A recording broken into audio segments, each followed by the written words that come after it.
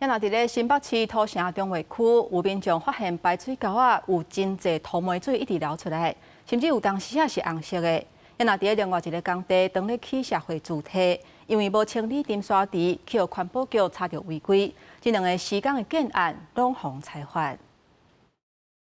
在我背后这一条大牌呢，可以看到现在水面上正在流着滚滚泥水。那么这些泥水是从桥下的涵洞流出来的。土城大安孙干线两边有真侪工地，定来伫遮运动慢跑的民众讲，不时会看到土水会一直流出来。对着环保局前一天才开发附近的建案，排这垃圾暗土水，结果隔天又再出现污染，民众认为应该是罚得不够重。 我们的法规判罚的那个金额是很低的，基本上就是处罚力道不够，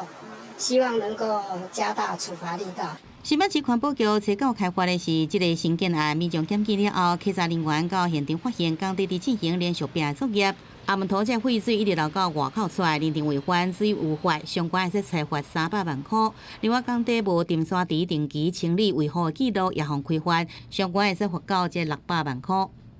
沉沙石，看起来是没有定期在维护啦，因为沉沙石都是满出来，那它里面有一个孔洞，就是从水沟的侧沟流出来，确定它的流向是从工地流出来，然后到污染我们的河川。验过业者提出相片化冤枉，讲起早了后已经把排水口给拆起来啊，车十大排出现污染，毋是因所做。也土城区稽查人员接到通报了后，赶紧到现场，搁再来采样看卖。